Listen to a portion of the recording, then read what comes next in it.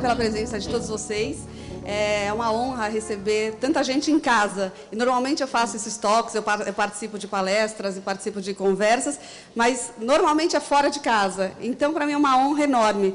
Eu sou a Nathalie, eu sou fundadora da NK, fundei a NK em 1997, com um projeto que era essa ideia de curadoria de moda. E a NK começou sem pretensões. Eu criei a NK como um projeto de vida, então esse é um lifestyle business, essa empresa ela tem que caber na minha vida e eu não ficar correndo atrás da empresa. Então, acho que passamos por várias etapas, por vários anos, a NK tem 21 anos, com muita alegria com esse time que eu tenho, que é inacreditavelmente competente. A NK ganhou, durante 5 anos consecutivos, o prêmio da BOF, que é o prêmio que consagra os 500 maiores nomes de indústria da moda do mundo. E eu fico muito feliz em fazer parte desse grupo. Há 21 anos você está no mercado. Existe uma pesquisa, um dado que diz que de 10 empresas que abrem, 9 fecham. Porque o Brasil é um país complicado para você empreender, né, por uma série de motivos. Então, sem dúvida, você é uma guerreira, uma lutadora aí para conseguir passar por tantos desafios e barreiras que você deve ter enfrentado durante a sua carreira. O Brasil conta com 24 milhões de mulheres empreendedoras. É um número muito relevante e alto. E isso nos deixa muito felizes também, porque a gente também é empreendedora social, com mulheres positivas. E a gente sabe o quanto é difícil esse caminho. Existe uma pesquisa nos Estados Unidos que diz que o bom empreendedor é o que quebrou 3 vezes. Eu quebrei 2. Então, não sei se vai ser mulheres positivas, espero que não, Sofia. Te peço desculpa se for, mas talvez ainda tem mais uma para eu quebrar. Ainda não quebrei nenhuma, porque eu comecei a empreender agora. E, minha filha, sem te dizer, então você tem um longo caminho ainda.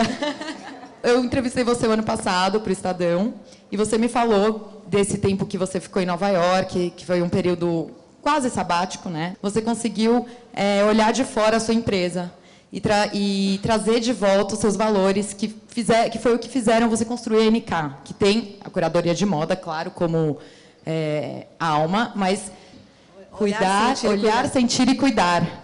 Eu achei isso muito genuíno da sua parte, de uma empresária com uma visão como a sua, olhar para o ser humano dessa forma. Tem uma dignidade no teu trabalho que é raro. Quando eu fundei a NK, eu tinha 21 anos. Então, eu sabia pouquíssimo do mercado, de moda. Eu tinha essa paixão e eu tinha esse DNA do varejo que corria na minha veia, porque, enfim, a minha família toda, o que a gente faz da vida é comprar e vender. Então, eu sabia muito bem, todas as conversas de jantar, todas as conversas que a gente tinha em encontros familiares, sempre rondava o tema varejo. Então, a gente brincava que a gente pedia o sal, a gente tinha que pensar na logística, qual que era o jeito mais rápido de chegar o sal na ponta da mesa, porque meu pai ia falar sobre isso. Mas eu era ligada muito em arte, em arquitetura, que foi a faculdade que eu fiz. Fundei a NK em 97 por 2 motivos. Por eu acreditar no projeto, que eu queria muito me dedicar a isso, e outro, porque eu tinha certeza que eu não queria trabalhar na empresa da minha família. Então, às vezes, o nosso motivacional não é o que a gente quer. Às vezes, o nosso motivacional é o que a gente não quer. Se eu falhasse, acho que a minha via ia ser um trabalho que eu honro muito, que eu acho incrível, mas eu não me encaixava, não era o que eu queria para mim. E vim trabalhando durante todos esses anos com os projetos dentro da loja, com as ações com os funcionários E eu achava que isso, de verdade, era muito normal no meio corporativo. Eu achava que todo empresário tinha essa obrigação, fazia isso corriqueiramente nos diários, nas rotinas de trabalho. O que acontece é que a NK foi crescendo e cada pessoa que entrava na NK e que vinha de uma outra empresa falava: não é possível que vocês fazem isso aqui dentro, que vocês não comunicam o que vocês fazem. Porque tudo que a gente faz para o cliente é o que a gente tem que fazer para o funcionário. E a gente fez um workshop durante um longo período, que a gente olha não só para a moda, a gente olha para os outros, a gente olha para os nossos pares, a gente olha para o meio ambiente, a gente cuida dos nossos pares, a gente cuida dos outros, a gente cuida do cliente, e a gente sente as mesmas coisas. A gente sente pelo outro, a gente sente o tecido. Eu tenho esse desafio de falar que quando as pessoas pensam no NK e elas pensam que é uma empresa, uma loja de moda, elas olham a ponta do iceberg, porque é uma profundidade tão grande de trabalho que a gente faz e que, às vezes, ele merece ser contado. Patrícia, eu queria que você contasse sobre a sua gestão na Belas Artes, como que você está adaptando, já adaptou a faculdade a essa nova era que a gente vive, das redes sociais e tudo mais. Bom, eu acho que eu não sou protagonista dessa mudança na Belas Artes. Belas Artes tem 94 anos, é uma empresa quase centenária.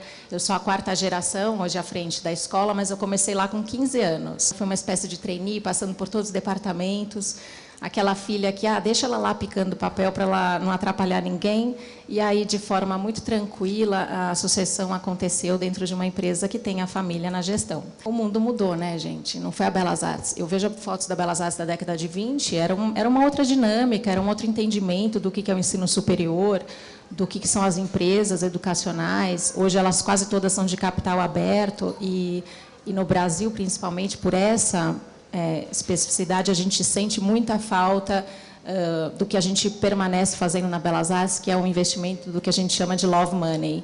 Esse love money, ele vem da gestão familiar. Então, a importância de você ter alguém ainda na gestão familiar, buscando a excelência e, de fato, pensando no que não é cliente, e sim no aluno, é algo que corre assim na nossa veia. Quando você está à frente da gestão de uma empresa familiar, você não eles deixam claro para você o tempo todo, você trabalha para essa empresa não trabalha para você. Essa é a doutrina que eu recebo todos os dias. Então, você tem que achar o equilíbrio entre você ter sua liberdade, sua autonomia, porque a caneta no final do dia é sua e a responsabilidade também, mas você manter a lealdade àquelas pessoas que passaram lá e que desenharam a missão de uma empresa que eu acho que tem uma causa muito nobre, que é a educação. E o que me recarrega, sem dúvida, é saber que nós temos ali 5.000 alunos que dependem dessa história, uma ação filantrópica muito grande. 70% hoje das alunas são alunas na Belas Artes.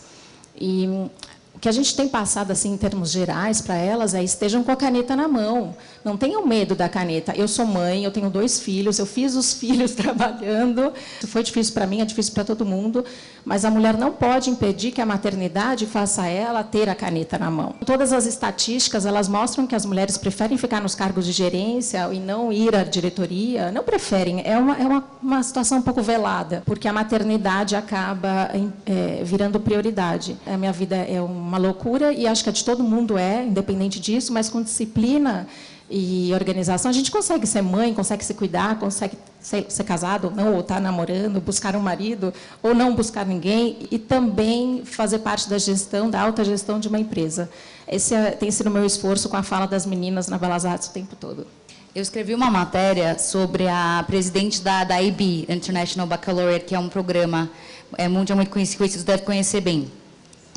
E ela me explicou que eles realizaram uma pesquisa em Davos, questionando o tempo o quanto as notícias, a informação que eles estão passando é válida. E eles entenderam que um aluno que entra na faculdade, quando ele sai, já nada vale do que ele aprendeu no começo.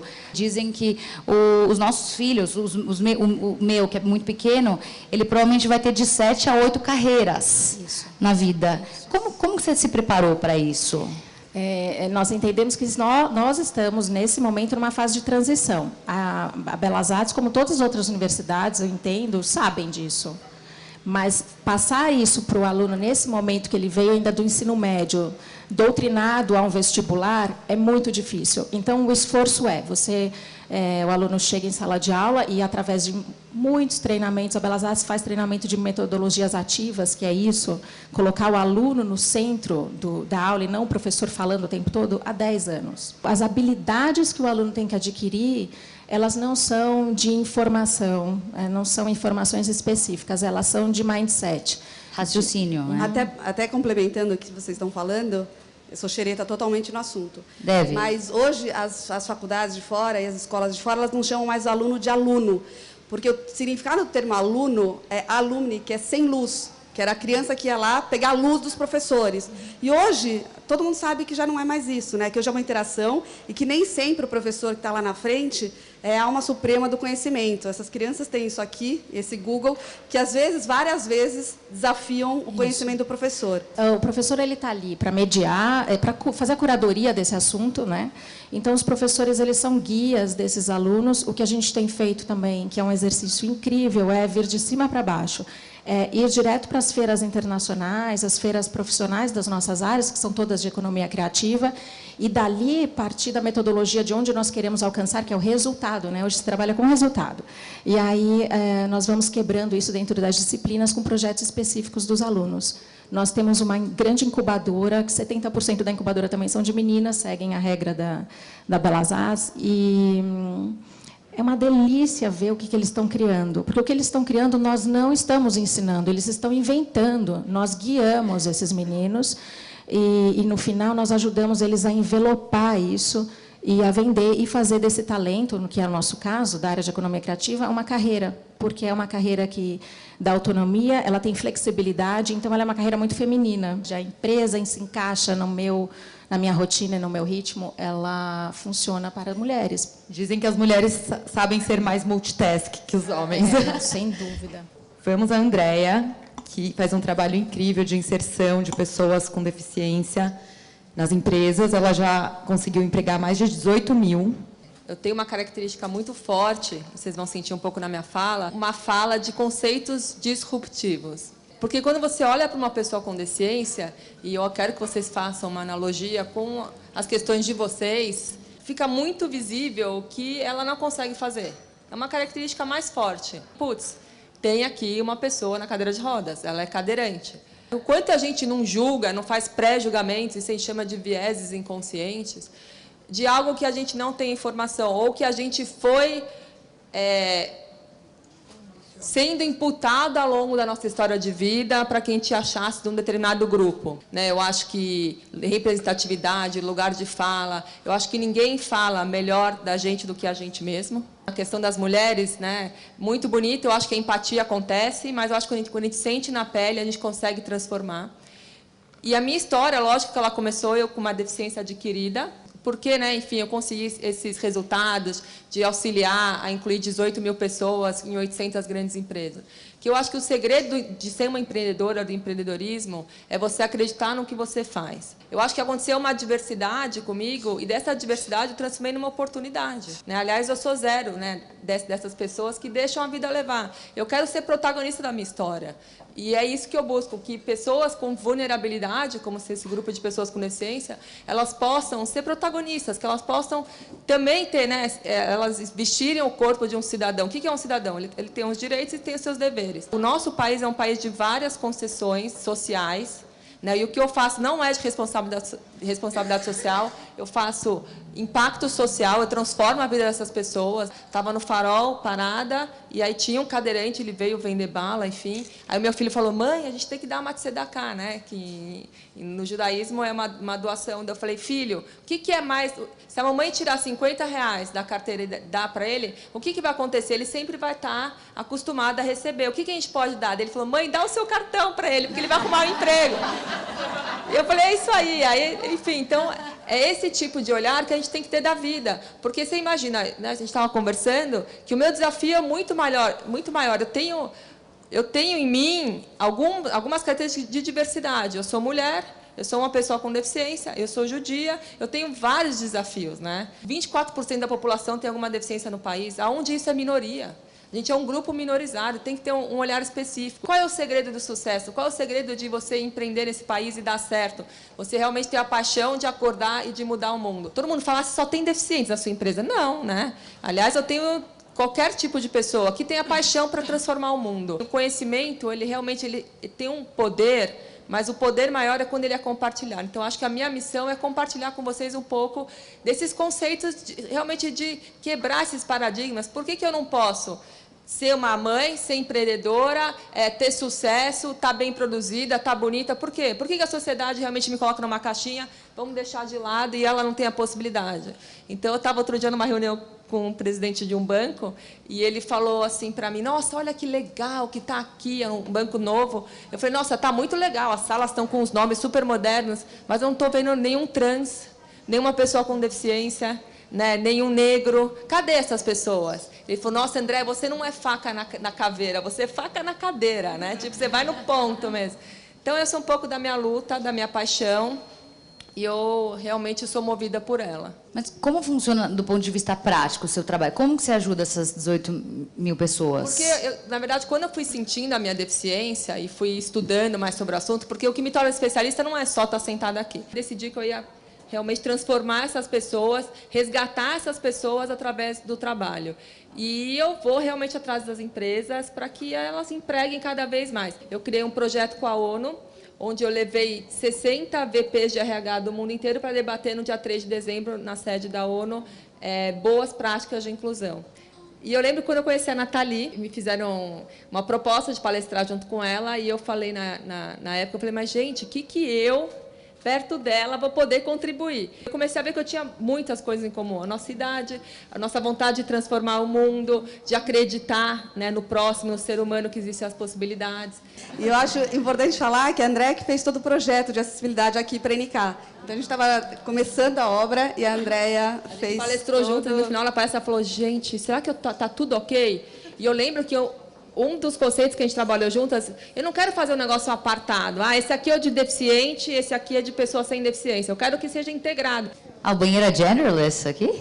Tem um lá atrás que é. A gente não tem as plaquinhas, né? Eles são banheiros.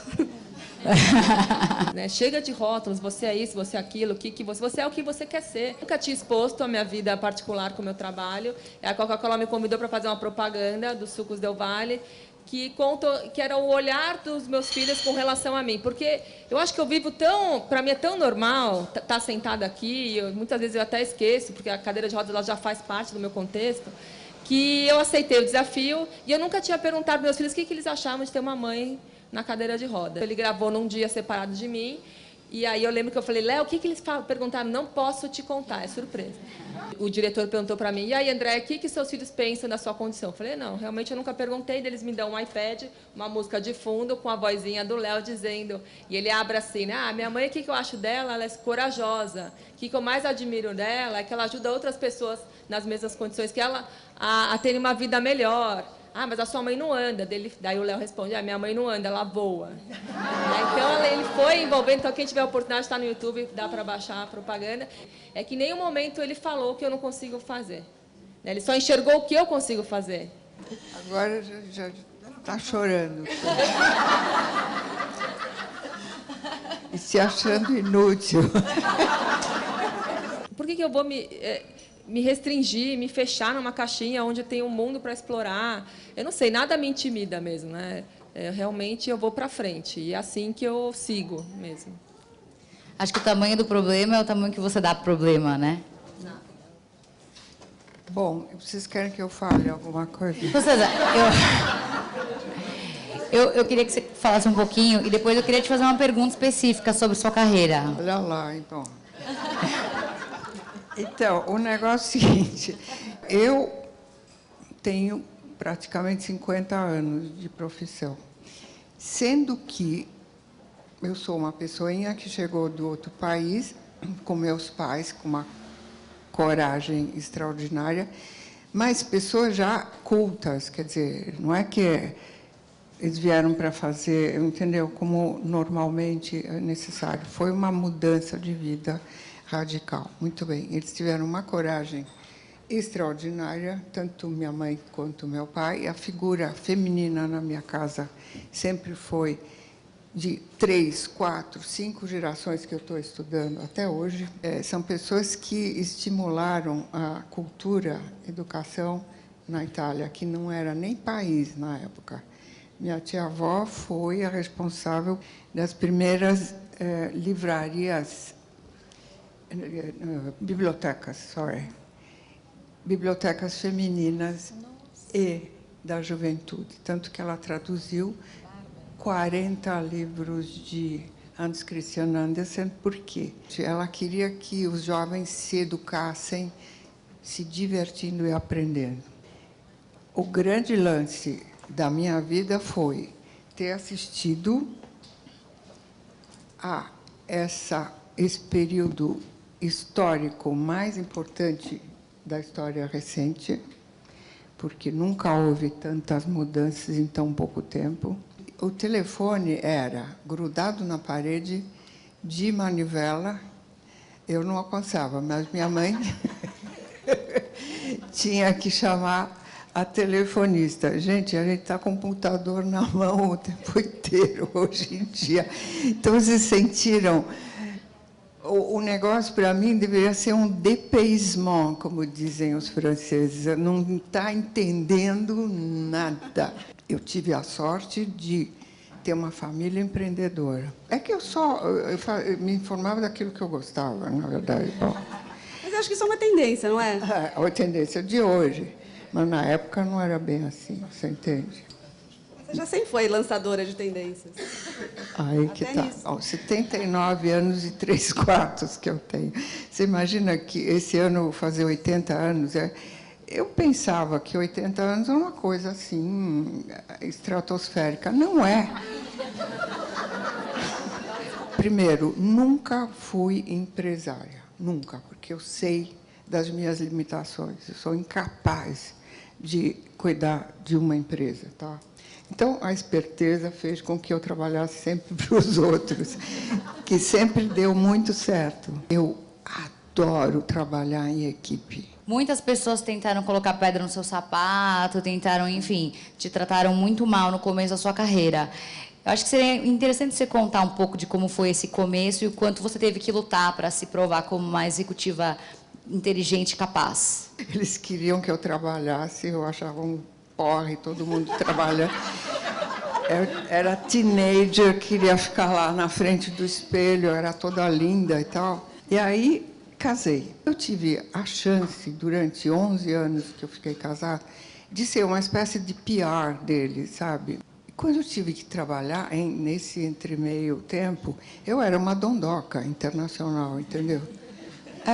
Aí, quando eu chego na Editora Abril, primeira que teve coragem de me dar um emprego, todo mundo me conhecia, ai, que graça e tal, mas na hora de contratar, nada. Enfim, finalmente... Deu certo a carreira, 50 anos de carreira. Você Então, começou a trabalhar com 35 anos, então nunca é Foi, tarde. nunca é isso, é, tarde. isso é um recado legal também. Só pra que começar, realmente sem dúvida. as pessoas que trabalhavam na época no jornalismo, vocês conhecem bem, eles me receberam na porta do primeiro dia de que eu ia entrar na redação e falaram: é uma vergonha essa empresa ter contratado você. E eu pensei, eu sou tão boazinha que sei lá. Aí eu falo, mas por quê? Você está tirando o nosso pão. Eu falei, se vocês soubessem, eu também estou precisando de pão. Então, vai ser o de vocês contra o meu. Tudo que vocês sabem, eu vou saber. E o que eu sei, vocês jamais saberão. Tchau. Vocês falaram de passado, de presente. Eu queria saber agora um pouquinho da visão futurista, assim, de cada uma de vocês a respeito dessa velocidade que a gente tem hoje das informações, do mercado, enfim, cada um no seu. E se vocês já pararam para se perguntar como é que você se vê daqui 20 anos, 30 anos? A gente sabe que o mundo vai mudar absolutamente, porque a gente está vivendo essa coisa da inteligência artificial, da tecnologia, isso e aquilo. Os empregos não vão ser mais aqueles e parari, parará. Eu tive a sorte de viver esse período todo e provavelmente vai ser realmente revolucionário e triste.